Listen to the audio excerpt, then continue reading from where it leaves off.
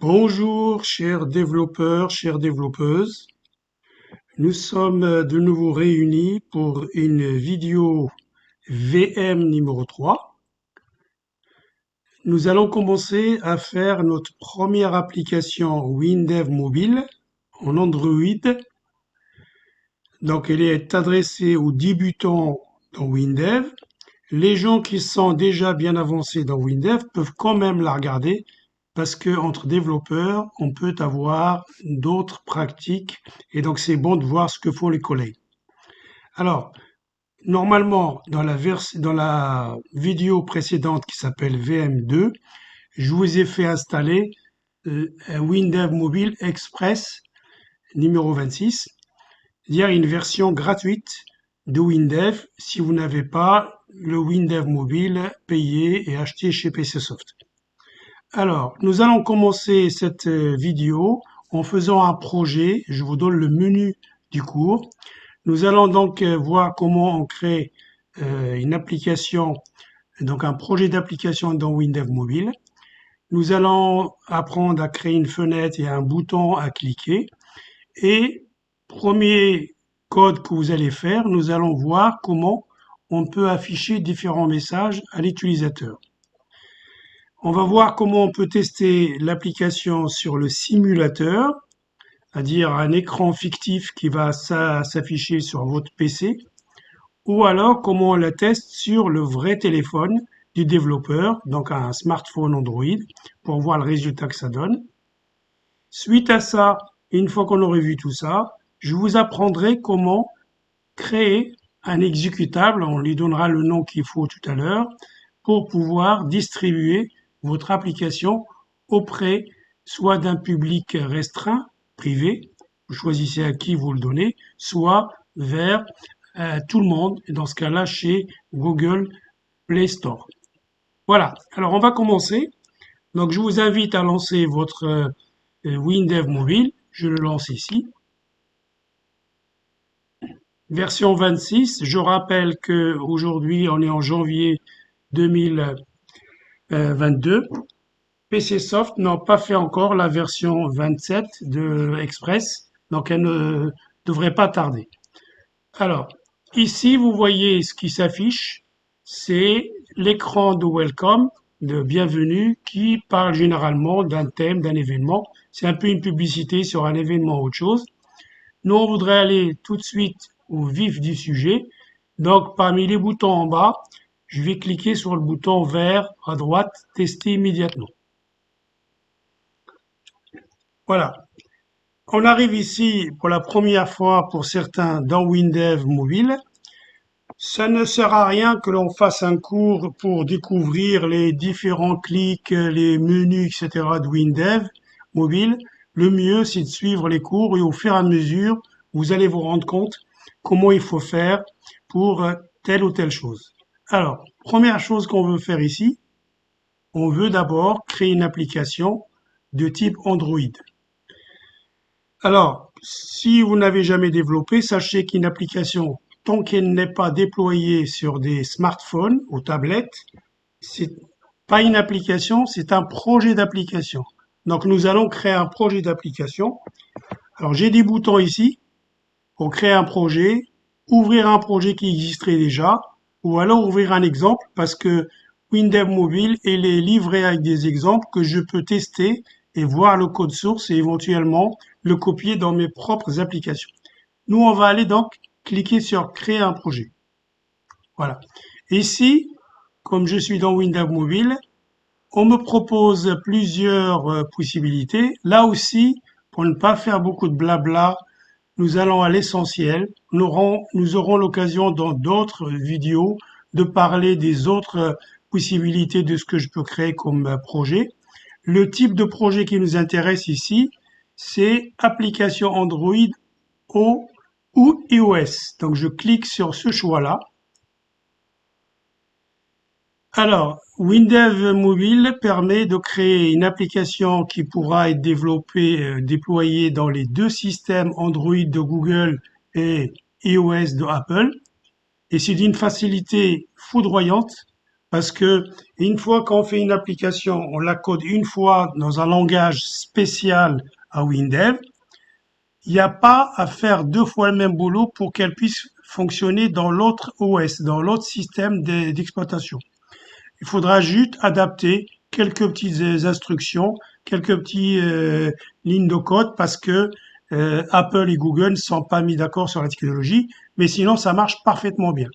J'aurai l'occasion dans une vidéo à venir vous montrer comment je vais faire une application qui dit dès le départ ça marchera dans les deux et vous verrez que on fera la démonstration que on la déploiera sur un Android, on la déploiera sur un iPhone et ça marchera parfaitement. Comme on débute ensemble, c'est les premières vidéos, nous allons choisir simplement pour ne pas nous compliquer la vie que l'on souhaite faire une application uniquement Android. Donc je clique là-dessus et je fais suivant en bas. Oui, je veux bien, donc je suis dans l'assistant de création, je veux créer un projet vierge. Je choisis ça et je fais suivant. On me demande est-ce que je veux faire une application pour le téléphone ou tablette. Là aussi, je vous expliquerai si vous faites une application pour les deux dans une prochaine vidéo, quelles sont les choses qu'il faut adapter pour que ça fonctionne sur les deux types de mobiles. Pour l'instant, toujours pareil, nous allons choisir uniquement pour téléphone, mais vous inquiétez pas, il n'y a pas du tout de différence. Les différences, c'est simplement lorsqu'on fait pour téléphone et tablette, c'est s'assurer que les écrans seront bien grands pour les deux formats d'écran. Et vous verrez dans Windows Mobile, on sait le faire avec ce qu'on appelle les agencements. Donc, à suivre dans une future vidéo. Donc ici, je dis application téléphone seulement et je fais suivant. On me demande comment je vais appeler mon projet, qui va être aussi mon application. Alors, vous pouvez bien sûr à ce stade-là taper le même nom que moi ou donner un nom à votre projet différent. Moi, je vais l'appeler VM comme Windows Mobile. Je vais l'appeler 3 parce que je veux respecter les noms des vidéos, donc la vidéo 3. Et je vais le suivre derrière en disant première appli. Mais choisissez un autre nom si vous voulez. Regardez ici, il va vous dire qu'il va stocker ça dans un répertoire donné. Quand vous avez installé Windows Express, il a créé un projet, un dossier, pardon, sur le lecteur C qui s'appelle Mes projets mobiles et il va mettre dedans un nouveau dossier qui portera le nom de votre application avec tous les éléments dedans. Moi, je vais pas respecter ce ordre-là, j'ai envie de mettre mon appli, mon projet ailleurs. Donc, je vais cliquer sur les trois petits points et je vais donc aller, si vous voulez aussi aller le mettre ailleurs, n'hésitez pas. Donc, je vais aller mettre ça ailleurs. J'ai déjà préparé le chemin. J'ai déjà un dossier qui s'appelle Best WinDev du nom de ma chaîne YouTube. Et là, simplement, je lui dis simplement dans ce dossier-là. Et lui, quand il créera un projet, il va mettre un sous-dossier dans ce dossier Best WinDev. Je fais sélectionner ce dossier. Vous voyez le chemin. Ici, vous pouvez faire une description en français de votre projet. Si on travaille en équipe avec plusieurs développeurs, ils auraient une explication un peu de ce qui fait votre projet. Nous, on va passer. Ici, si je sais à l'avance que mon projet va contenir des documents ou des ressources, comme on dit, des images, des PDF, des documents Word, etc., etc., je peux les rajouter ici, mais si je le fais pas là, je pourrais le rajouter plus tard. Donc, je fais simplement suivant. Ici, on me dit, vous allez coder dans un langage qui s'appelle le W-langage. Est-ce que vous voulez faire une convention de nommage de tout ce que vous allez faire? Qu'est-ce que ça veut dire une convention de nommage? Je vais cliquer sur le bouton éditer. Vous allez voir ici, on appelle ça aussi charte de programmation. Je clique sur éditer. Windows Mobile me dit, si vous voulez respecter une convention, vous voyez ici, j'ai des onglets. Il me dit, ça serait bien si vous travaillez à plusieurs, que vous nommez les choses d'une façon identique. Par exemple, ici, j'ai cliqué sur éléments du projet. Toutes mes fenêtres que je voudrais créer, donc les fenêtres à l'intérieur de mon application, on me propose de les préfixer, qu'elles portent le nom fen underscore et après moi je déciderai du nom derrière. Ou ceux qui travaillent donc en anglais peuvent remplacer fen par win, comme window, underscore, et ainsi de suite. Après, Vous allez voir plein de choses que vous connaissez peut-être pas, donc je ne vais pas vous dire ce que c'est qu'un état pour l'instant, ce que c'est qu'une fenêtre, etc. Vous pouvez regarder les champs. Je vais dans l'onglet champs. Par exemple, lorsque je vais créer un bouton, je vais dans les boutons. Windev va me dire, ça serait bien d'appeler votre bouton btn underscore et quelque chose derrière.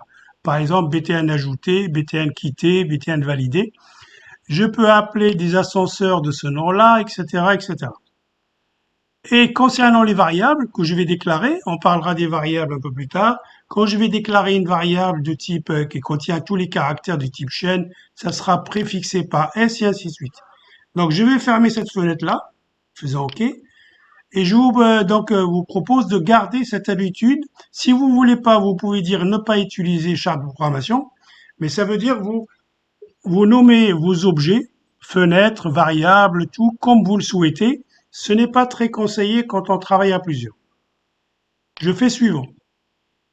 Ici, WinDev Mobile va me montrer déjà une superbe fonctionnalité. Quand je vais créer des fenêtres, je peux, au lieu de fabriquer toutes les fenêtres de A à Z, et c'est compliqué quand vous allez par exemple avoir 10 ou 15 fenêtres dans une application, de respecter le style identique dans toutes les applications. Là, on me propose des styles tout faits. On les appelle aussi les gabarits, une charte graphique. Et donc, moi, ils sont nommés, je peux choisir un gabarit parmi ces gabarits-là.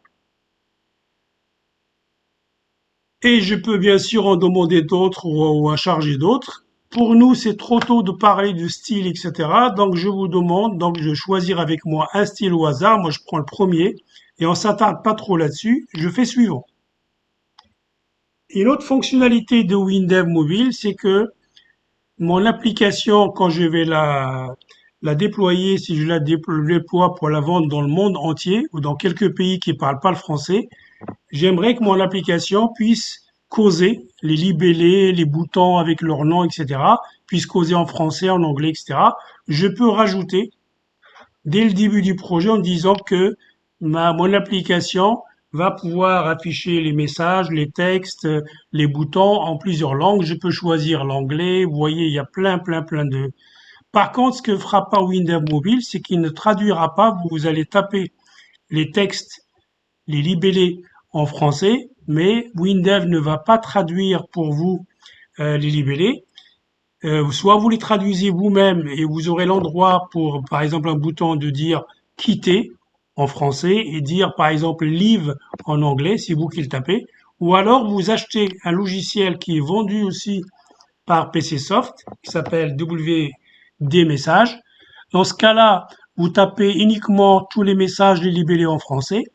Et quand votre application est bien avancée, vous pensez qu'elle est presque finie, à ce moment-là, vous lancez cet outil qui est payant, WD Messages, vous lui montrez votre projet, il va extraire tous les libellés en français, et vous les met dans un fichier Excel, vous remplirez la colonne à côté de l'autre langue en anglais, en italien, etc. Et après, vous demandez au même outil WD Messages qui va intégrer vos traductions dans le projet WinDev. Qu'est-ce qu'on gagne? On gagne à ce que on ne cherche pas nous-mêmes à la main chaque fenêtre, qu'est-ce que j'ai traduit, qu'est-ce que j'ai pas traduit. Nous, on va rester en français. Dans une prochaine vidéo, je vous dirai comment on peut faire 2-3 langues et passer d'une langue à une autre selon l'utilisateur. Suivant. On me dit toujours dans l'assistant, est-ce que vous allez tout de suite utiliser une base de données? WinDev Mobile permet de fabriquer une base de données locale qui sera donc avec chaque application que vous allez donner à chaque utilisateur, ou alors vous pouvez avoir une base de données distante qui sera partagée par tous les utilisateurs de votre application.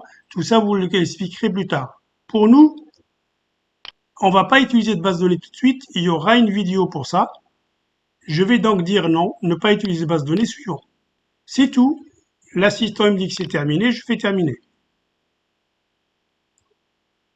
J'arrive ici, on me dit maintenant, qu'est-ce que vous voulez vous faire dans ce nouveau projet? Je lui dis, bah écoutez, je vais créer une fenêtre, c'est le choix qui est déjà par défaut. Tout le reste, vous le saurez au fur et à mesure du suivi de cette formation-là. Pour l'instant, on laisse le choix par défaut, je clique sur fenêtre. Dans les fenêtres, il y a plusieurs types. Là aussi, ne vous laissez pas impressionner par tout ça. Nous, on prend simplement une fenêtre normale. WinDev, vous commencez à le voir pour les débutants, il va toujours vouloir me faciliter la tâche. Il me dit, est-ce que vous voulez une fenêtre vierge ou est-ce que vous voulez des fenêtres où il y a déjà des champs de poser et même leur code qui peut être derrière. Donc vous voyez ici, nous, pour ne pas se compliquer dans un premier temps, je vais descendre l'ascenseur pour lui dire non, laissez-moi faire tout seul. Donc je vais choisir un modèle de fenêtre qui serait vierge. Donc je choisis juste vierge et je clique en bas à droite sur OK.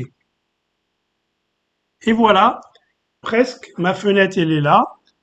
Il y a une petite fenêtre ici qui me dit quel est le nom que vous voulez donner à votre fenêtre. Nous, comme on débute, donc vous voyez le fen underscore, ça c'est la charte de programmation, c'est la façon de nommer les objets. Je vais laisser fen underscore. Normalement, si ma fenêtre faisait une connexion, je l'appellerais fen connexion. Si elle faisait un menu, je l'appelle fen menu. Si elle permettait d'imprimer, je l'appellerais fen impression, ainsi de suite. Nous, on va l'appeler simplement fen 1 comme première fenêtre, parce qu'on débute. Et le reste, le titre. Je peux donner un titre pour que ma fenêtre ait un titre. Je l'appellerai ici, par exemple, ma première appli. Voilà. Et je fais OK. Vous voyez tout de suite que ma première appli, le titre se met là. Cette partie qui est grise claire, qui est pas noire, c'est ce qu'on appelle la barre d'action ou action bar en anglais.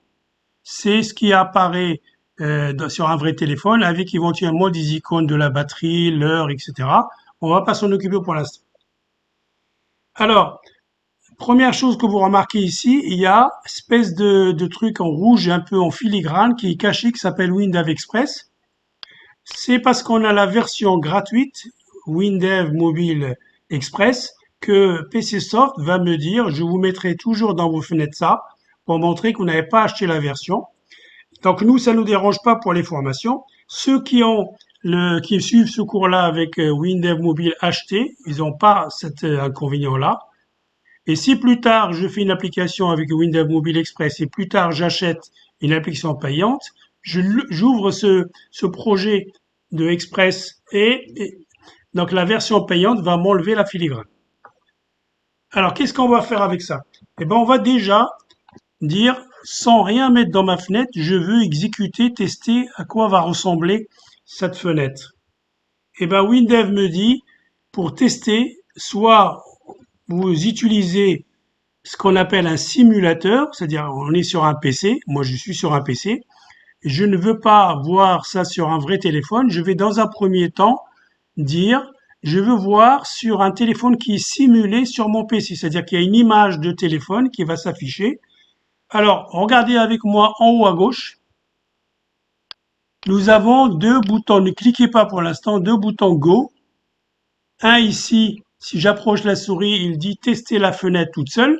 Quand j'ai plusieurs fenêtres dans mon projet, le bouton Go de à gauche permet de tester cette fenêtre-là et pas les autres fenêtres, c'est-à-dire que je vais pas tester tout le projet avec toutes les fenêtres. Et le bouton de droite, ça permet de tester le projet, mais si je déroule la liste, soit je teste, on dit débugger aussi, sur un appareil Android qui serait branché sur mon téléphone, soit je teste sur un simulateur. Moi, j'ai choisi un Samsung Galaxy S10. Ça se choisit dans les paramétrages de WinDev. Pour l'instant, peu importe. Vous, quand vous allez choisir ça, il va vous demander, il va vous dire qu'il va le faire sur un simulateur générique, c'est-à-dire n'importe quel téléphone. On verra après, avec les agencements, comment vous pouvez tester sur plusieurs modèles de téléphone. Alors, je choisis ça. Débugger sur un simulateur. Il va me dire, est-ce que cette fenêtre va être la fenêtre de votre application? Oui, moi j'en ai qu'une seule, donc c'est pas un problème. Mais si j'avais plusieurs fenêtres dans mon projet, dans mon application, il faut que je lui montre quelle est la première qui s'affiche et qui enchaînera avec les autres. Donc j'ai pas le choix, je choisis celle-là, je fais OK. Il y a toujours un message d'avertissement qui dit attention, ça sera pas réellement exactement affiché comme sur un vrai téléphone. On dit d'accord, fermé. Et voilà ce qu'on appelle un simulateur. Vous voyez, je suis sur mon PC, il y a une image de l'équivalent d'un Galaxy S10 ici. Il se passe rien parce que j'ai rien fait pour l'instant dedans. Alors qu'est-ce que je veux faire? Je vais cliquer en haut à droite sur la petite croix pour arrêter le test ou on dit maintenant le débugage. Alors, ce que je vous propose dans cette première vidéo, c'est qu'on commence déjà à coder. Qu'est-ce qu'on va faire? On va mettre un bouton en plein milieu de notre fenêtre et on va faire du code pour qu'on puisse afficher des choses. Alors, comment ça se passe pour déposer des objets ici? Vous devez être, ici il y a des onglets, vous devez être dans l'onglet création. Vous le voyez là où je touche ma souris. Et là, vous avez plusieurs catégories d'objets qu'on peut utiliser et que vous allez maîtriser au fur et à mesure de la formation.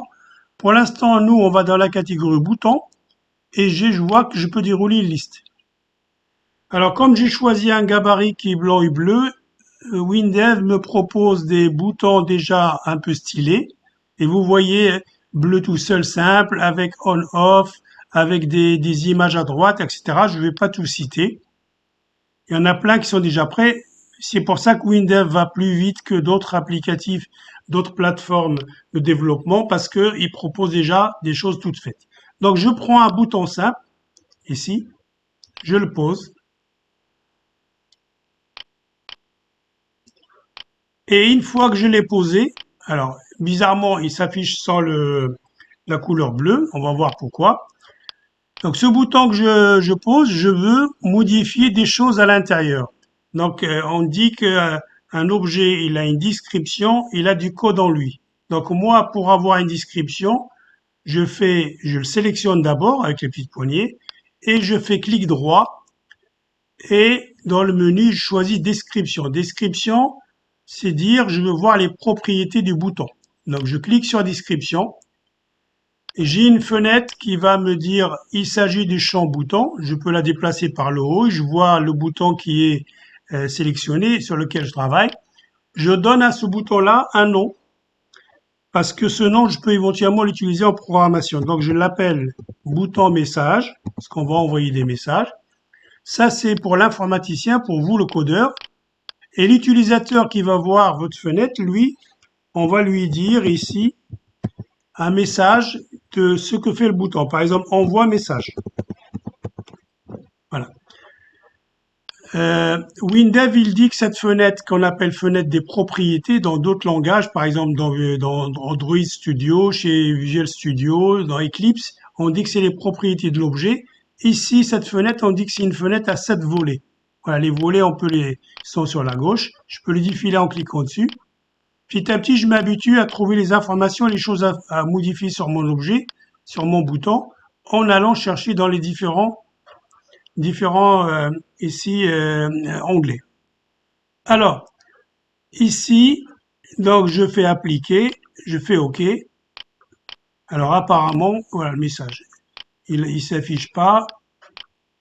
Donc je vais faire un test de nouveau avec le Go à droite pour voir est-ce que le problème va être résolu.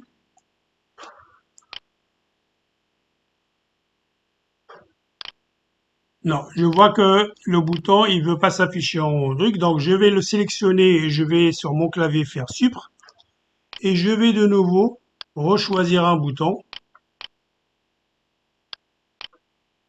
Alors ici, apparemment, c'est l'image qui est ici qui n'est pas bonne. Donc là, je refais la chose, je fais description. Je vais renommer mon bouton BTN message. Je vais mettre le libellé à l'utilisateur, on a dit envoie message. Et je vois ici donc que l'image elle est en rouge parce qu'il n'aime pas. Donc je vais sélectionner, je vais l'effacer, je vais faire appliquer. Je déplace ma fenêtre pour voir s'il a fait quelque chose. Et je vais aller dans l'onglet style. Dans l'onglet style, voilà ce qui marche pas, c'est le libellé, c'est-à-dire le message que je veux afficher, envoie message. Il est supposé s'afficher en blanc. Or, le blanc sur blanc, ça va pas marcher. Je lui dis non. Je déroule, je dis je veux que ça soit du noir. Et je fais ça. Et normalement, donc, j'ai envoie message ici. Comme le style n'a pas marché, je vais lui dire, je veux que le cadre du bouton, donc je choisis l'élément cadre, et je lui dis que la couleur du fond, je veux que ça soit, par exemple, ce bleu-là. Et je vais voir, voilà, mon bouton, il est là. C'est un bleu qui est un peu trop foncé, donc je vais prendre un bleu un peu plus clair. Voilà. Voilà, mais on s'en sort de temps en temps avec la version gratuite, il peut y avoir quelques bugs. Donc je rappelle, clic droit, description. On me dit aussi, vous pouvez faire Alt Entrée pour ceux qui aiment bien le raccourci pour la description. Maintenant, ce que je veux, c'est vous montrer comment on envoie des messages à l'utilisateur lambda. À ce moment-là, je fais clic droit sur le bouton, mais je choisis pas description, je choisis code. Et ici, j'arrive donc dans une fenêtre, c'est l'éditeur de code. Et vous voyez ici Windows qui m'a mis là-haut. J'ai deux onglets maintenant. Là, avec l'onglet qui donne le nom de la fenêtre, je passe à la partie design de la fenêtre. Et ici, comme je l'ai ouvert, la partie code. Et le code, c'est pour quel objet de la fenêtre. Regardez tout en haut le titre de votre fenêtre. Le titre de fenêtre, il dit à la fin qu'on est dans Fen 1 et on est sur bouton message. Alors ici, qu'est-ce que ça veut dire? Ben, Windev, il dit qu'il sépare les différents codes sur un bouton ou sur un autre champ en plusieurs parties, chacune commençant par une bande jaune. Ici, le code que je vais taper là ne fonctionnera que lorsque soit sur le PC, je clique sur le bouton avec ma souris, soit sur un téléphone avec ma main, j'appuie sur le bouton donc avec mon doigt. Mais si je veux réagir à d'autres choses sur le bouton, vous voyez ici, Windev me dit, vous pouvez rajouter d'autres événements. Événements, c'est appuyer, relâcher, déplacer, etc. Je peux cliquer sur ajouter d'autres. Et vous voyez ici, par exemple, si j'appuie, je relâche, si vous avez quelque chose à faire quand l'utilisateur va relâcher le bouton, vous pouvez sélectionner et vous, par exemple, je vais dire, tiens, je le fais. Si on tape deux fois, on double sur le bouton, vous voulez faire une autre action, un autre code. Donc, je vais pas tout lire. Je fais semblant de choisir ça, relâcher, je fais OK. Et vous voyez, il y a une partie qui ne fonctionnera que lorsqu'on a appuyé relâcher, au moment de relâcher, il y aura un code à faire. Bien évidemment, si je ne veux pas, je reclique sur ajouter d'autres événements et je viens décocher relâcher. Je fais OK, j'en veux pas. Alors ici, nous allons donc voir quelques fonctions différentes pour afficher un message à l'utilisateur final de mon application. Alors les commentaires, c'est le développeur qui en français veut se rappeler de ce qu'il fait en dessous. Donc la plupart des langages, ils mettent des commentaires avec des slash sur une ligne. Donc là, par exemple, je veux faire des messages à chaque fois comme ça en disant afficher, vous tapez comme moi, afficher une information ou user, on va dire en anglais, comme ça on va plus vite. Donc tout ça, ça ne sera pas exécuté parce que ce n'est que pour moi le développeur. Et si jamais je partage l'application avec d'autres développeurs qui développent avec moi, ils sauront qu'est-ce qui fait mon code derrière. Alors nous allons taper notre première fonction qui s'appelle info, simplement. Et ici, je ouvre la parenthèse. Une fonction, c'est donc comme une commande avec des paramètres qu'on met à l'intérieur des parenthèses. Il n'est pas question de les apprendre par cœur. C'est au fur et à mesure, avec l'aide de PCsoft, de Windev, qu'on va s'en sortir. Imaginez que je ne sais pas quoi taper. À ce moment-là, je mets mon curseur au milieu, n'importe où dans la fonction. Et sur mon clavier, je vais faire une combinaison de touches. J'appuie sans lâcher la fonction Fn et je cherche la fonction F1. Et je lâche le tout. Et à ce moment-là, il y a un navigateur qui va se lancer et qui va me dire, donner l'aide sur cette fonction-là, sur cette commande-là. Alors regardez comment l'aide de la documentation de Windev, comment il est faite. On me donne le nom de la fonction et on me dit que c'est forcément, si je veux, programmer, coder en français. Parce que ce langage dans lequel on va programmer, il s'appelle W comme Windev, W langage. Je peux coder en français, ça fait bizarre pour ceux qui ont déjà développé dans d'autres langages, mais ceux qui voudraient faire la même information en anglais, il y aura la même fonction, il y aura un nom différent. Ici, il se trouve que info ou information, c'est la même chose. Mais je pourrais donc vous montrer plus tard qu'on peut faire coder en français ou en anglais. Et ce qui est très important là, c'est là-haut, c'est que comme lorsque j'apprends WinDev, je peux développer des applications Windows, Linux, etc., Android, iOS et Universal Application, etc. C'est le même langage, sauf que certaines fonctions ne fonctionnent pas sur toutes les plateformes. Donc j'aurai toujours ici à regarder, est-ce que la fonction que je m'apprête à utiliser, est-ce qu'elle fonctionne pour mon système? Nous, on voudrait l'utiliser pour Android. Android est cité, donc pas de souci. Et quand j'arrive donc dans l'aide, si jamais fait, je lis un petit peu ce que ça fait et je peux même avoir des codes sources que je peux copier. Par exemple, je vais prendre cette ligne-là, je vais la copier, soit je fais CTRL-C, soit je trouve copier ici. Je reviens dans Windows et je peux par exemple faire ça, CTRL-V. Voilà. Alors ici, souvent il faut adapter. Donc moi je vais garder qu'un seul message. Je vais par exemple dire ici, information importante. Juste comme exemple, c'est tout ce que j'ai à faire. Je veux tester ça pour voir ce que ça donne. Qu'est-ce que je fais? Soit je ne teste que cette fenêtre-là et je clique sur le bouton Go qui est à gauche. Pour nous, parce qu'on n'a qu'une seule fenêtre, c'est le meilleur moyen. Soit je clique sur le bouton droit qui lancera la première fenêtre du projet et enchaînera les autres fenêtres. Nous, comme on n'a qu'une seule fenêtre, on va cliquer sur le bouton Go à gauche. Cette fenêtre-là qui vous dit attention, c'est pas toujours pareil. Si vous en avez un peu marre, vous pouvez cliquer sur ne plus afficher cette fenêtre-là. Et donc, regardez ici, j'ai mon bouton qui est là. Il suffit qu'avec la souris du PC, je clique dessus et j'ai donc un message sous forme d'une petite fenêtre blanche qui dit information importante, OK. Bien sûr, je peux améliorer plein de choses. Ce que j'aimerais, par exemple, c'est que cette fenêtre, elle porte le nom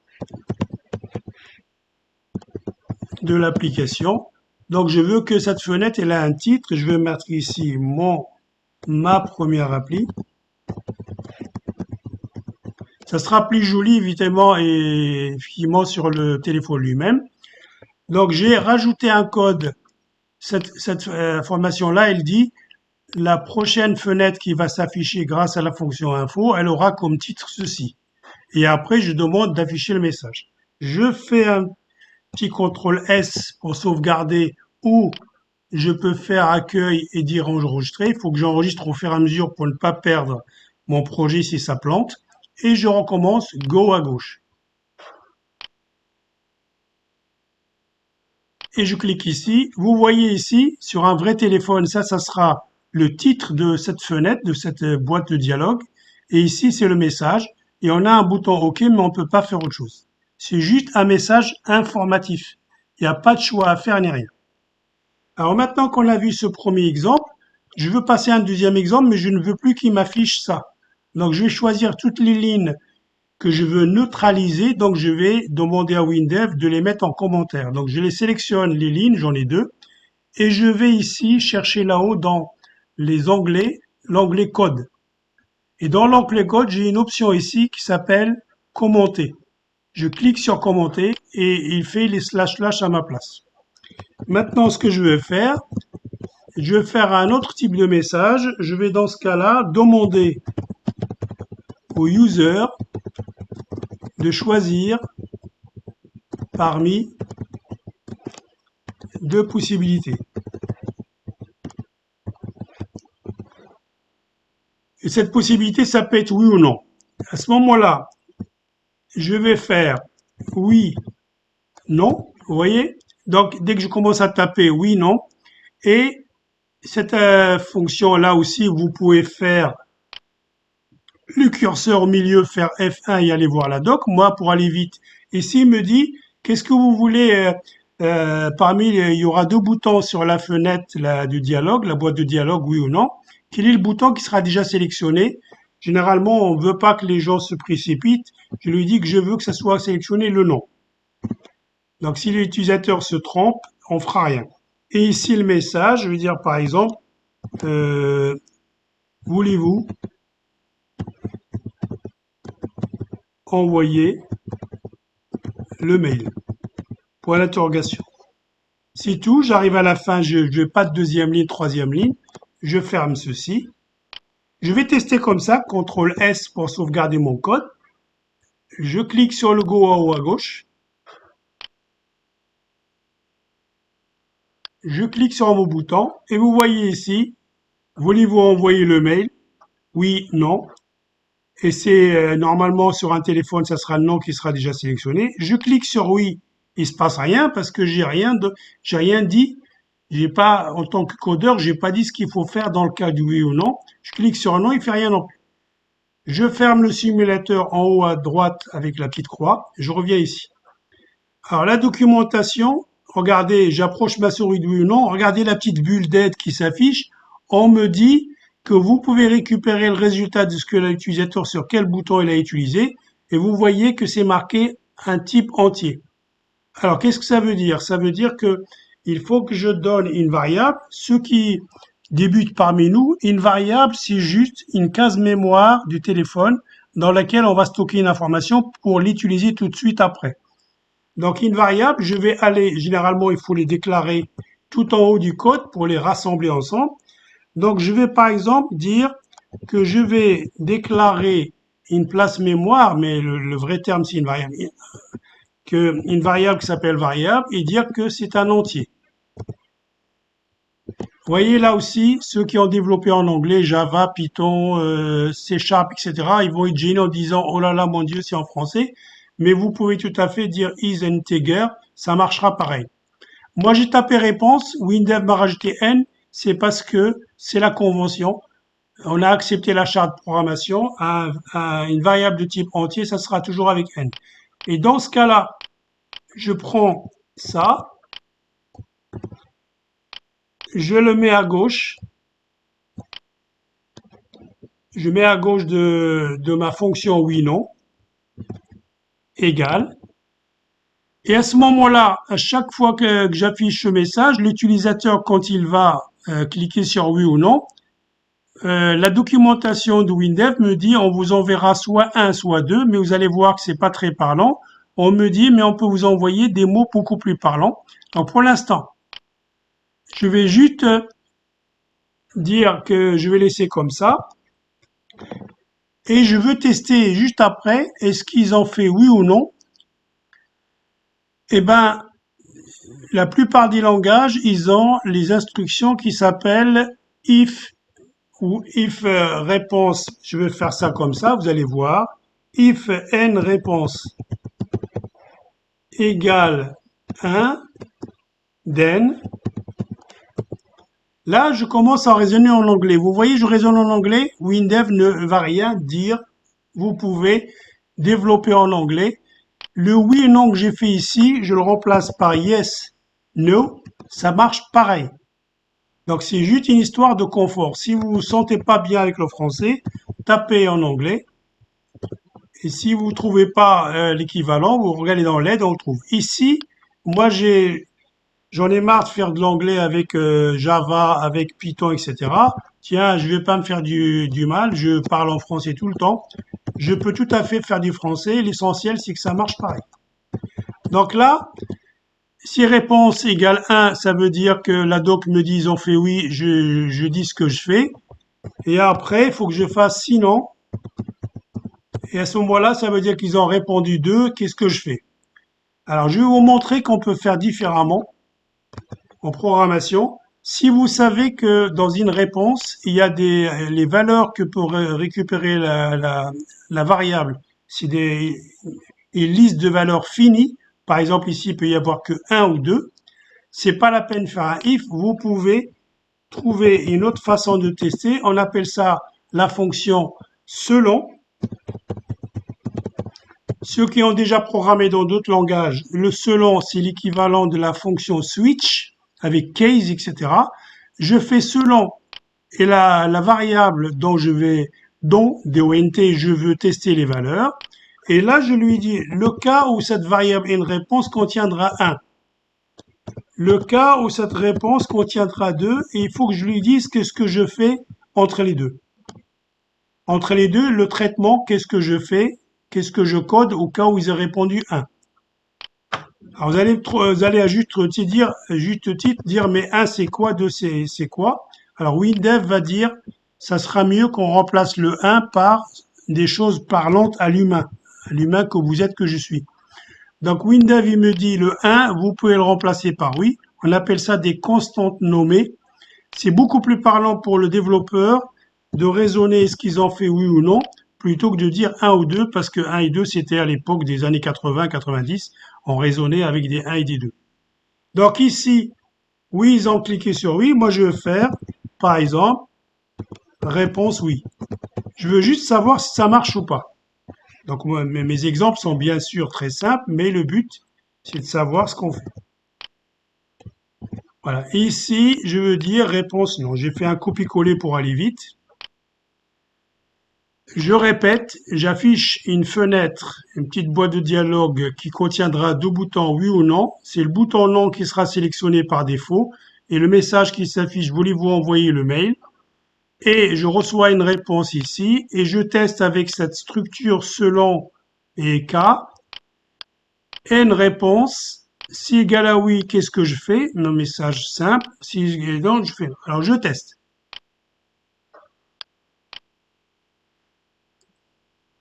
Je fais message et vous voyez, donc ici je vais cliquer sur oui. Je vois bien que je passe dans la branche, ils ont répondu oui, ils ont appuyé sur oui.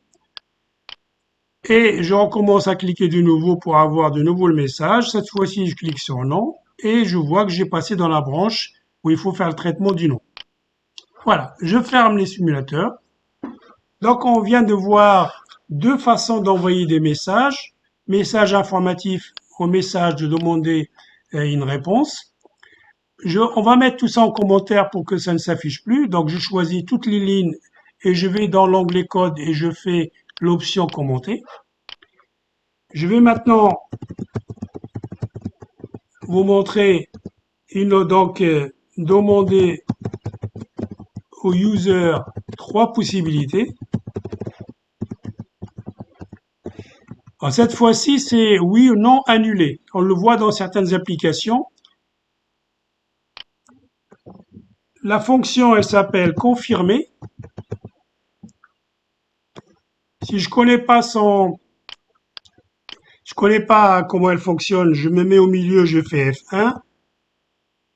Et vous voyez ici, si vous n'aimez pas raisonner en français, vous tapez confirm ici. En anglais, ça marchera bien. Donc moi je vous guide ici. Là aussi, quel est le bouton parmi, vous voyez maintenant c'est 3, quel est le bouton qui sera sélectionné d'office? Je vais choisir annuler. Et ici, dire ici, lancement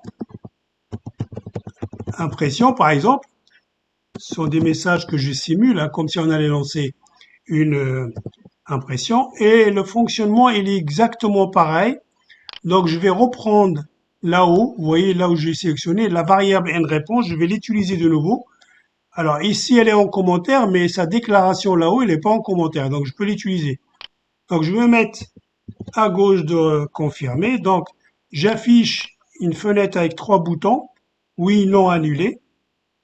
Je reçois une réponse et je vais prendre le même select réponse et ici selon et case, je le prends par copier-coller, CTRL-C, je me mets en dessous, CTRL-V. Et cette fois-ci, je vais dire à WinDev de m'enlever les commentaires. Donc, je vais choisir ici toutes les lignes commentées. Je me vérifie que je suis dans l'onglet code et je vais choisir l'option décommenter, enlever les commentaires. Et là, oui, je vais dire impression lancée, par exemple.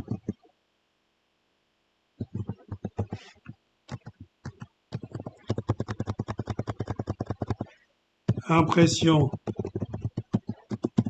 non lancée. Et comme j'ai un troisième cas, je vais faire ici cas annulé. Je tape annulé. Ça va être un mot réservé, donc une constante nommée, et je vais copier un info ici pour l'améliorer. Et je vais faire ici, donc, par exemple ici, action annulée. Donc ils veulent ni oui ni non. Et ils disent c'est pas la peine de me parler d'impression par exemple. Voilà.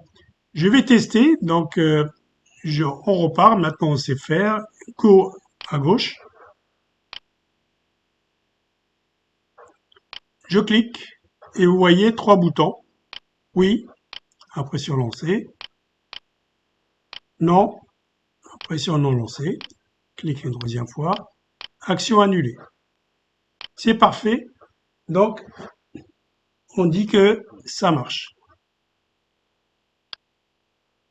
Je mets ça en commentaire pour continuer. Alors bien évidemment, il y a plein d'autres fonctions. Je vais pas toutes les tester. Je vais vous dire ici, voir aussi les fonctions. Mais pour aller plus vite, on va pas tout tester. Il y a la fonction dialogue qui vous affiche une fenêtre. Mais quand vous tapez dialogue, l'assistant va vous aider.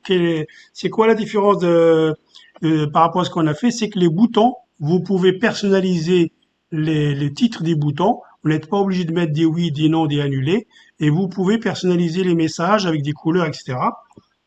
Et il y a aussi une fenêtre qui peut s'afficher avec une icône qui dit que ça va pas. Tout à l'heure, on a fait la fonction info. C'est juste informatif, dire tout se passe bien ou on va quitter l'application, etc. Erreur, ça sera pour donner une icône qui dit attention, il y a quelque chose qui va pas dans le code. Et moi, je vais vous montrer donc une autre fonctionnalité qui est propre aux applications mobiles. C'est qu'on peut afficher un message à l'utilisateur, mais ce message, on ne veut pas qu'il clique quelque part. Donc ici, afficher un message en français, on dit qu'il est furtif. Il s'affiche pendant quelques secondes, il disparaît tout seul. En anglais, on dit que c'est un toast. Et pas besoin de cliquer, pas besoin d'action du user. Alors, en français, ça s'appelle toast affiche. Bien évidemment, de temps en temps, je continue, mais je ne vais pas le faire tout le temps. Je clique dans test affiche, je fais F1. Et vous voyez, on me dit, si vous voulez faire en anglais, tapez toast display. Donc, je continue en français. Ici, si je regarde bien la doc, on me dit, mettez le message. Je dirais ici, tout se passe bien, par exemple. Après, je fais virgule. J'ai d'autres informations à donner à la fonction. On dit d'autres paramètres pour dire, je personnalise le message. Est-ce que le message, il va être très court ou est-ce qu'il va être deux fois plus long, deux fois plus court? Donc, ça va être un peu plus long. Mais de toute façon, je ne maîtrise pas la durée. C'est juste court ou long. Je vais par exemple dire court. Après, le message, il peut soit par défaut s'afficher tout en bas de l'écran, mais l'utilisateur il risque de ne pas le voir. Donc, je peux le mettre tout en bas verticalement ou en haut verticalement au milieu. Je vais choisir milieu. Et horizontalement, est-ce qu'il va être à droite ou à gauche? Je vais le mettre au centre. Et je ne peux pas choisir les couleurs parce que regardez dans l'aide ici, on me dit dans l'aide la bulle qui s'affiche tout en bas en Android, ce paramètre ne fonctionne pas. Alors que si je faisais une application Windows, je pourrais choisir la couleur du texte qui s'affiche. Donc je m'arrête là. Alors, testons.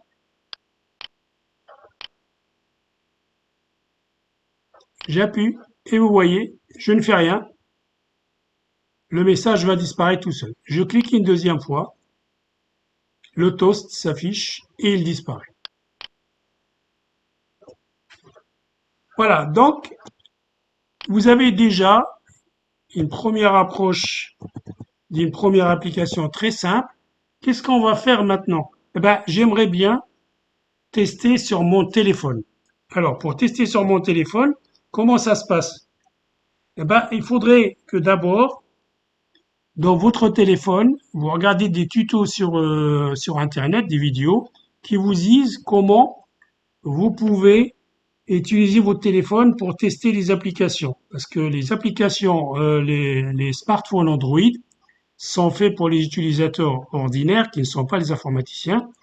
Et donc, quand vous branchez votre clé votre téléphone avec un câble USB, il risque de ne pas paraître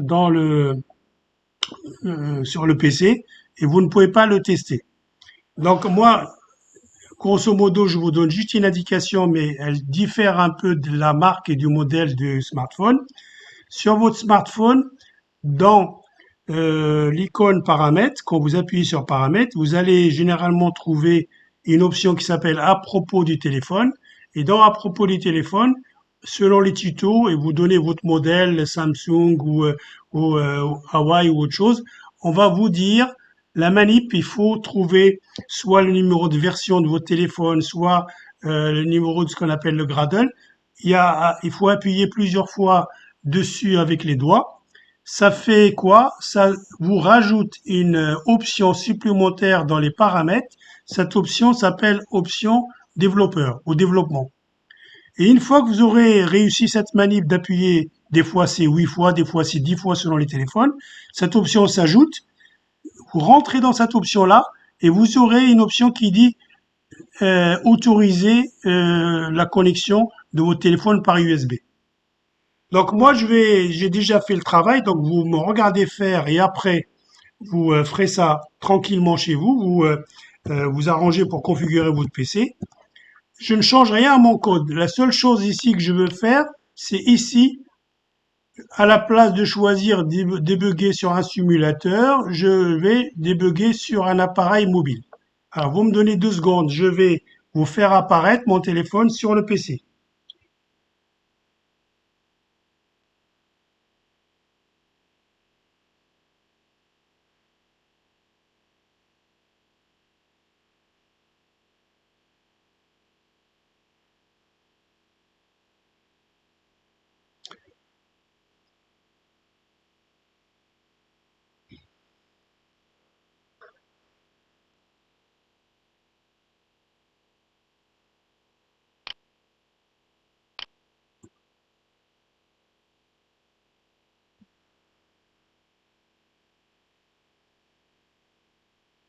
Voilà, donc là, ça va être ce que vous allez voir sur mon téléphone.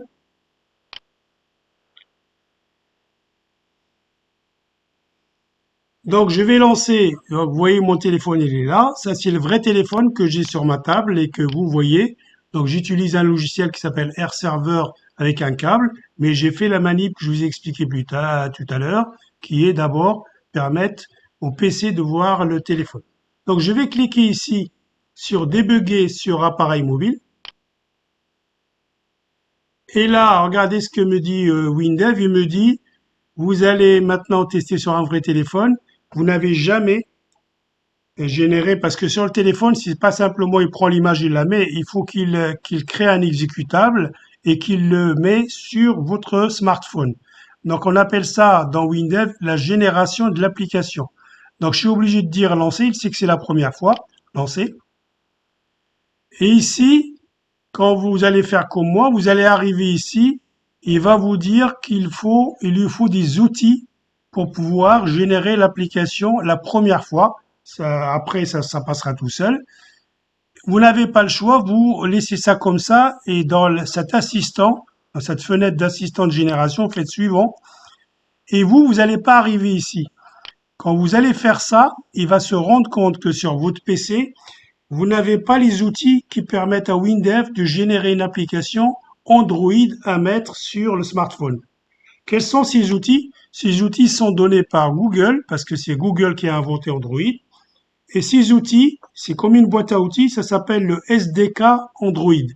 Donc quand vous allez cliquer là-dessus, il va vous dire, attention, je vais aller télécharger ces outils une seule fois sur votre PC. Une fois que vous les aurez, vous pouvez créer autant d'applications Android que vous voulez, vous n'aurez plus besoin d'attendre.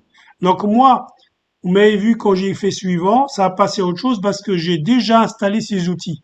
Donc vous, quand vous êtes sur ma vidéo, quand vous allez faire suivant, il va vous dire qu'il va télécharger le SDK Android, vous dites oui, ça risque de prendre du temps.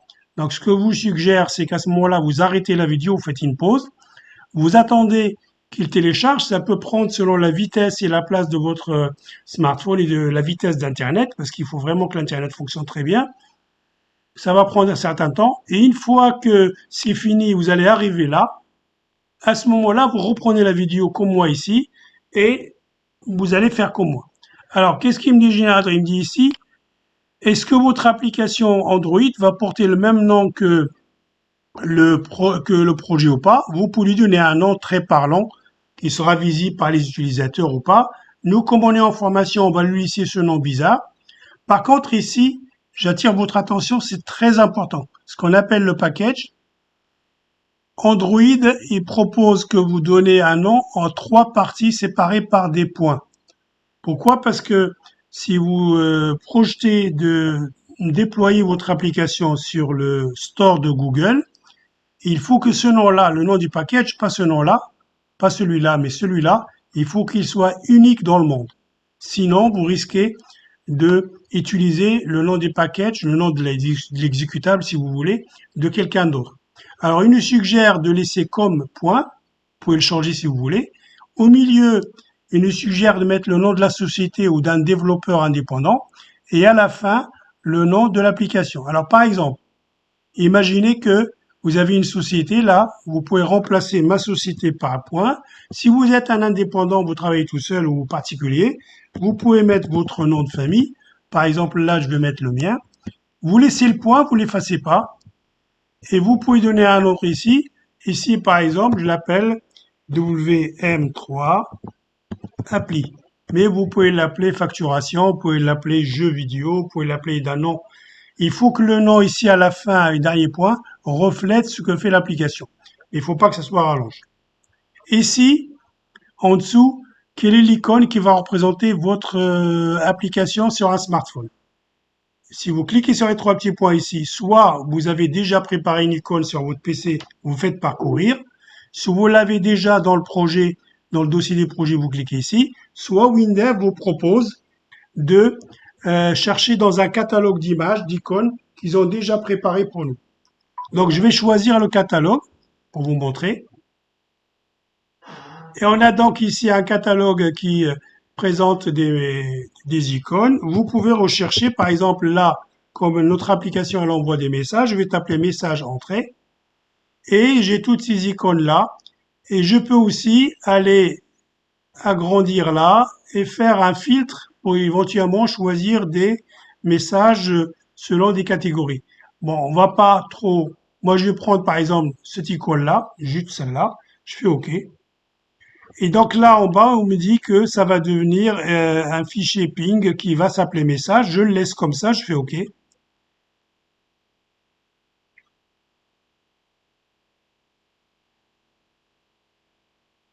Alors, je le rechoisis. Alors, peut-être que je l'avais déjà utilisé, donc je vais peut-être prendre un deuxième nom. Bon, Windev bloque un peu là-dessus. Bon, vous voyez où ça, si ça marche pour vous, tant mieux. Moi, je vais laisser donc chez WM, pour ne pas trop s'attarder sur la formation. Ici, tout en bas, vous pouvez rentrer votre adresse email. Si votre application plante sur un smartphone, Google va vous envoyer un message, un rapport d'erreur à l'adresse que vous mettez ici. Donc, vous mettez une adresse, vous aurez donc immédiatement un message qui vous alertera et vous pouvez éventuellement tout de suite aller voir l'application et corriger le bug pour vos utilisateurs. On rentre rien pour l'instant, je fais suivant. Ici, vous rentrez les informations pour la première fois sur la société. Là, moi, j'ai laissé le nom de ma chaîne YouTube. Vous pouvez mettre le nom de votre société ou de quelque chose d'autre. Une petite description rapide. Là, quand vous tapez ce nom-là et vous faites ça, il va vous rajouter l'année par rapport à ce nom-là. Et ici, ça, on l'explique pas tout. Autoriser les dimensionnements, on le laisse, on en parlera plus tard. On fait suivant. Ici, votre application va avoir un numéro de version qui est toujours 4 nombres. Actuellement, par défaut, c'est 0010. Ces numéros sont importants parce que vous pouvez les afficher dans les applications et quand vous déployez votre application un jour sur le store, il faut que la version que vous déployez soit toujours supérieure à celle qui est déjà déployée. Ici, vous dit à chaque génération, soit Windev va incrémenter tout seul les numéros, ici,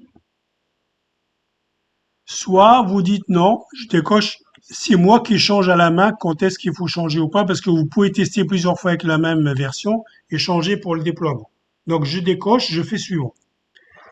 Ici, on me dit que l'application va se développer sur des téléphones qui pouvaient avoir des processeurs différents. On laisse.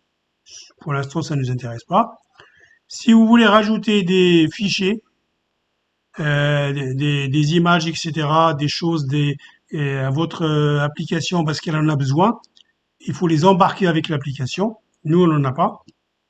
Et si dans certaines de vos applications futures, vous allez utiliser des composants venant d'une autre technologie, par exemple de Java ou par exemple de technologie Apache, on appelle ça des bibliothèques ou des archives, vous pouvez les rajouter parce que sinon, si vous les utilisez dans l'application, l'utilisateur final ne les aura pas.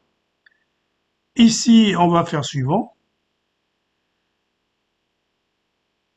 Ici, les dépendances distantes, on va pas en parler tout de suite. Ça concerne des dépendances avec des applications pas via l'Internet.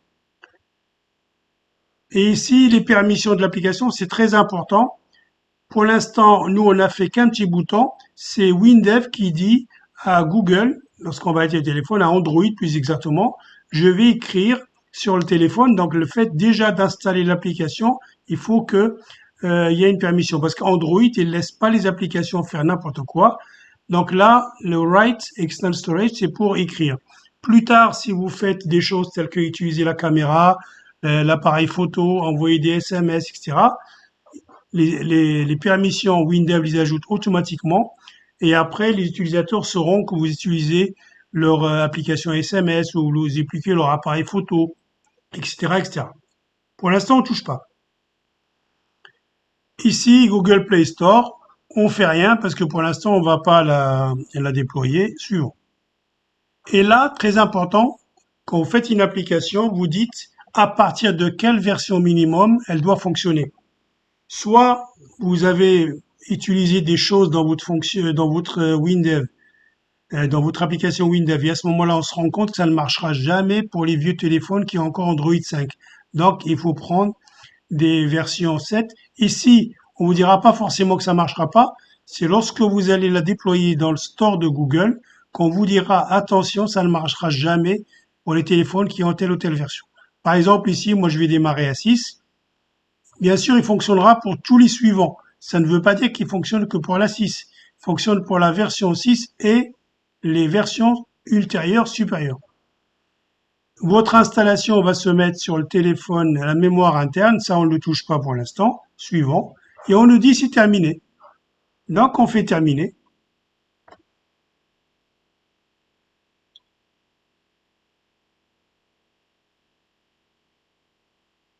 Et on attend un petit peu que ça se branche. Moi, ici, vous voyez ce qui va se passer sur mon téléphone. Vous le ferez plus tard quand vous aurez votre téléphone déjà connecté et que vous arrivez à le voir. Vous n'êtes pas obligé de le voir sur le PC comme je le fais parce que moi je fais la vidéo, mais vous devez le voir sur votre téléphone posé sur un bureau ou une table. Alors pourquoi ça plante ici? C'est simplement parce que j'ai laissé euh, ici création de l'application. Je regarde ce qu'il se passe.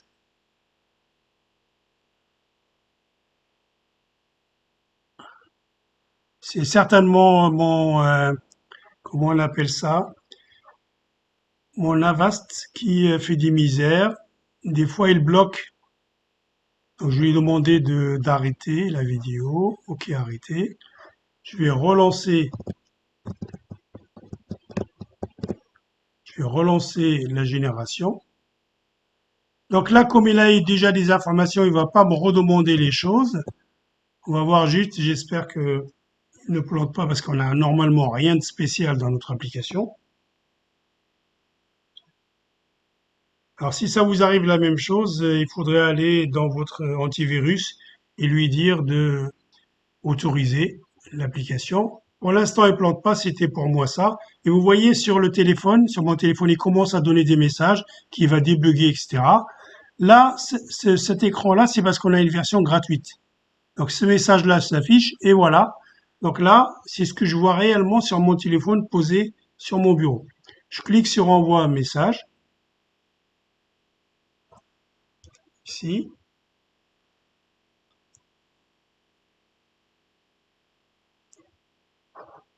Alors, il est où le toast? Ah oui, il doit être tout en bas peut-être, non? Oui, aujourd'hui, pour la démo. Ah oui, j'essaye de cliquer sur le PC, c'est normal. C'est moi qui fatigue.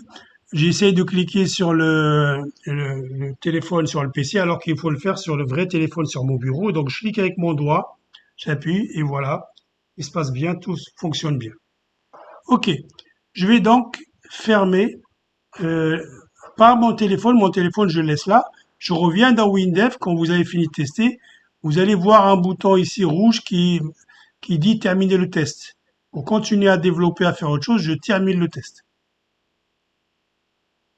Alors maintenant, ce qu'on voudrait faire, c'est faire autrement, c'est de vous montrer comment on peut le mettre à la disposition des autres. Donc je vais vous montrer quelque chose ici.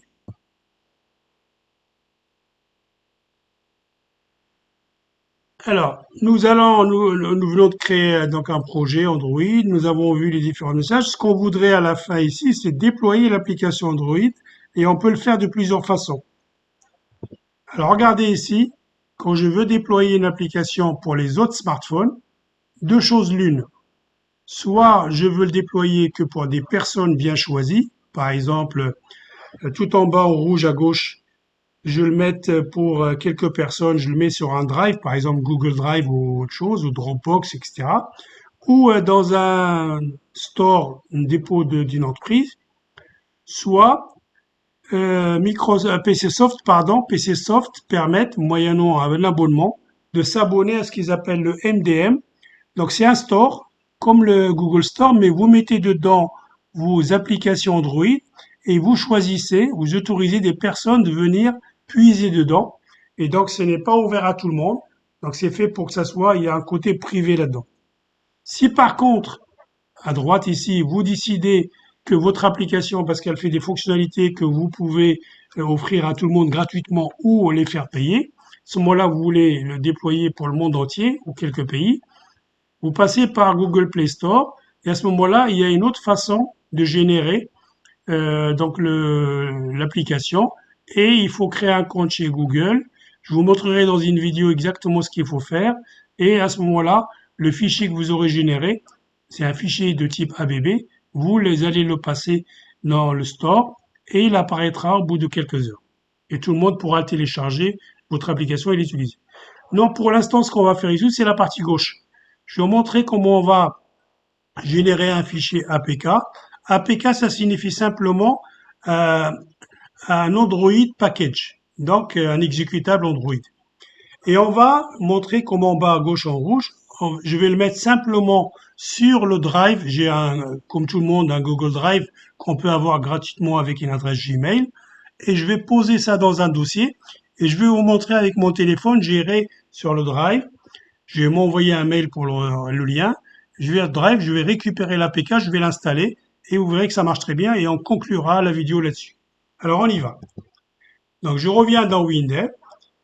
Cette fois-ci, je lui dis pas que je veux tester le projet avec les boutons Go. Je vais aller dans l'onglet projet et je vais choisir générer. Quand je fais générer ici, il va me faire un avertissement, vous allez générer, etc. Je fais suivant. Et là, vous regardez, il y a deux choix. Le choix ici, libre, c'est ce que je vous disais dans le slide, soit le MDM qui est donc le store de PC Soft qui vous permet de déployer et de donner aux gens, soit vous avez en entreprise votre propre store, soit vous faites un store privé, genre Drive, etc. Et on va générer un APK. Si je voulais générer un fichier d'un type spécial, ABB, pour que ça puisse aller sur le Google Play Store, à ce moment-là, je ferai ce choix-là, qu'on fera plus tard. Ici, pour l'instant, je vais donc dire je veux faire un déploiement privé. Je fais suivant. Il va me dire utiliser les outils installés. Normalement, on l'a fait tout à l'heure lorsqu'on l'a testé sur le téléphone. Il va pas télécharger de nouveau. Je fais suivant. Il va me dire de nouveau, comme tout à l'heure la génération. Tout à l'heure, quand j'ai lancé un test sur le téléphone, il a fait ça, mais il n'a pas généré le APK. Il a fait que copier le APK directement sur le téléphone, mais je ne l'ai pas moi pour pouvoir le donner aux autres utilisateurs, aux autres smartphones. Donc je vais laisser tout par défaut, parce qu'on l'a déjà fait. Il y a juste l'icône qui n'a pas voulu marcher. Je vais tester ma chance, voir si ça veut marcher une deuxième fois. Je vais donc taper de nouveau. Si ça marche pas, on le laisse par défaut. Message, je fais Enter. Je lui dis que je veux prendre la petite flèche là. Je fais OK. Je fais OK de nouveau. Cette fois-ci, il veut bien. Donc, donc l'icône que j'aurai sur les téléphones des smartphones. Je rentre ici une adresse email. Je vais rentrer la mienne.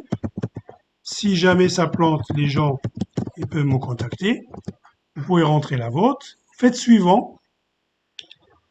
Les informations qu'on a déjà vues tout à l'heure. Suivant. Je peux laisser ce numéro de version ou l'incrémenter si j'avais déjà distribué aux gens un APK, il faut leur donner un numéro. Alors on commence à incrémenter par le bas.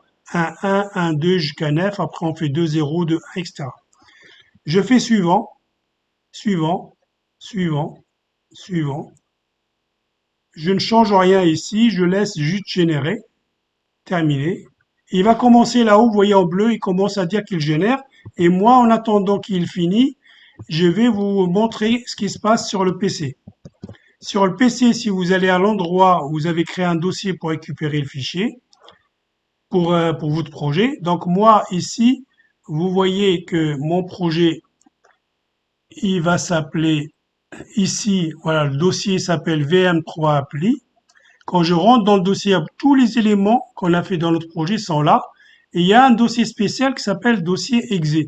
Si je rentre dedans, il m'a mis directement le APK parce que si je reviens dans WinDev, là, le WinDev, il a fini de générer et là-haut, il m'a mis un message comme quoi la génération c'est fini. Il me demande de déployer. Si je choisis déployer, ça veut dire que mon téléphone il est branché à mon PC avec USB et c'est pour le déployer sur ce téléphone-là. Alors moi, je veux pas le déployer comme ça, je veux le mettre quelque part pour le partager. Donc je vais pas choisir déployer. Je reviens sur mon PC, je repère l'endroit où j'ai créé le dossier de mon projet WinDev, donc ici pour moi. Je repère le dossier exe et j'ai ici le APK. Si jamais je donne une information, si jamais on avait créé une application qui marcherait pour Android et iOS, dans exe, vous aurez deux dossiers. Vous aurez un dossier application Android et un dossier application iOS. Il faut rentrer dans Android pour avoir ce APK-là. Alors, qu'est-ce qu'on va faire avec celui-là? Ben, je vais le partager sur Google Drive, par exemple, donc une solution privée. Donc, j'ai déjà préparé ça. Je vais donc ici sur mon Drive. J'ai déjà préparé un dossier. Vous voyez ici mon Drive, j'ai un dossier qui s'appelle Best WinDev. Je vais réduire cette fenêtre-là. Je vais simplement glisser ici mon fichier APK. Je le glisse pour le mettre ici. Voilà, il est copié. Il me dit que c'est terminé. Maintenant, j'ai envie de partager le lien du dossier. Je peux pas partager le lien simplement si je peux faire pour, pardon, ça. Je vais cliquer ici, clic droit. Je veux dire, et je vais choisir obtenir le lien. Google Drive va me donner ce lien-là. Je vais cliquer sur copier le lien. Donc, il est dans le presse-papier. Et je vais, par exemple, envoyer à la personne qui m'intéresse ou à toutes les personnes. Par exemple, là, je vais l'envoyer à moi-même. Je vais m'envoyer à même. Lien, téléchargement, première appli. Vous pouvez donner un nom parlant, bien sûr. Et je vais marquer lien ici. Et je vais donc coller le lien et je fais envoyer. C'est bon. Donc, le but ici, c'est d'aller sur mon téléphone. Et sur mon téléphone, je vais aller voir ma messagerie, mail. Donc ici, je vais me balader.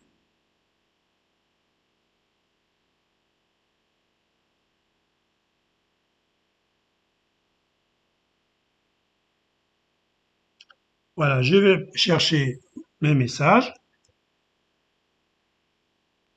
Donc, je vois ici que j'ai le gage.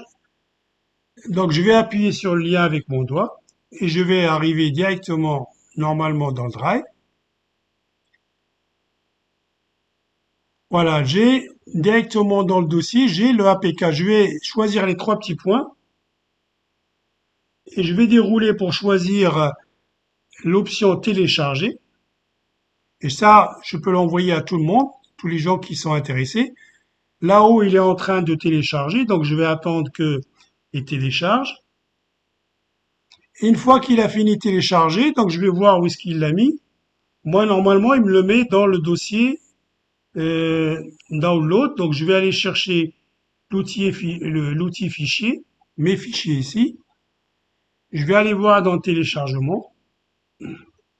Et dans téléchargement, je vais avoir l'APK qui est là. Donc, cet APK, il suffit que j'appuie dessus.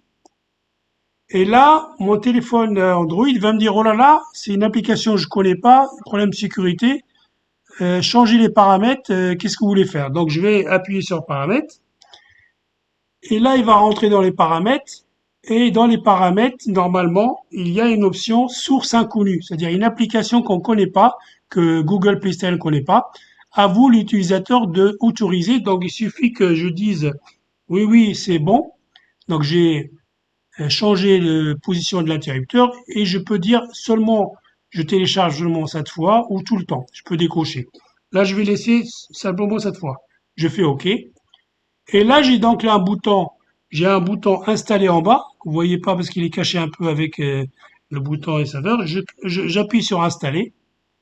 L'installation va commencer à se faire. Et donc cette fois-ci, vous avez une solution très simple pour donner votre application à plusieurs personnes. Et puis, ça peut être un moyen de tester avant de le mettre sur Google Play Store. Ou ça peut être un moyen de ne pas passer par le store pour dire je veux que ça soit que ça. Maintenant que j'ai ça, normalement j'ai un bouton ouvrir en bas à droite qui est caché un peu avec mon logiciel. J'appuie sur ouvrir. Et voilà, donc l'application cette fois-ci, elle est installée une fois pour toutes sur le téléphone. Je peux débrancher le câble USB et j'aurai mon application qui marche, qui fonctionne. Alors, on a presque fini. Donc je vais sortir de l'application. Je vais juste vous montrer une petite chose ici. Alors attention, vous voyez ici, vous le voyez, j'ai deux icônes qui ressemblent à la même chose. Ici, normalement ça c'est pas ça. Il y a normalement vous aurez deux icônes, une icône qui porte le nom de l'appli et une icône qui porte le nom avec Go. Il doit être quelque part ailleurs. Oui, parce que tout à l'heure on n'a pas réussi à mettre la flèche. Il y aura ici une application qui porte la même icône qui s'appelle Go. Cette application qui commence par Go, le nom de votre application, c'est juste l'application de débugage. Il faut la supprimer. Moi, je fais ça comme ça. J'appuie dessus et je vais faire désinstaller. Et la vraie version, donc ça c'est juste pour le développeur, la vraie version de l'utilisateur, celui avec qui vous a envoyé les choses, lui à avoir la version donc qui porte vraiment le nom. Elle est quelque part, vous voyez, c'est celle-ci et que je peux lancer plusieurs fois en appuyant dessus et ça marche. Voilà. Donc je reviens ici pour vous dire donc on a fait cette façon de générer ici. Cette façon de générer avec le MDM, vous n'avez qu'à taper sur Internet PCSoft MDM et vous allez avoir des renseignements sur comment ça fonctionne et combien ça coûte. Et normalement, il y a une option dans WinDev pour lui dire je déploie l'application MDM, il va faire tout à votre place. Dans une prochaine vidéo, on verra comment on va développer une application, donc générer un fichier ABB, comment on peut le mettre sur Google Store si vous souhaitez, si vous ne savez pas déjà, le faire pour que tout le monde puisse le télécharger à partir du store. Voilà, j'espère que cette vidéo vous a plu. N'hésitez pas à faire des remarques pour ceux qui savaient déjà WinDev, si vous avez d'autres solutions, d'autres choses que vous voulez voir, etc. Mettez-moi des commentaires. Si vous avez aimé, c'est du travail qui a été fait et avec des heures de boulot pour vous présenter quelque chose de très pédagogique. Merci de liker pour m'encourager à vous faire encore des vidéos de plus en plus. Et à la prochaine fois pour une vidéo numéro 4, VM4. On va vous apprendre encore des choses telles que créer une base de données locale et savoir comment gérer des données dans une application. À très bientôt, bonne soirée à vous.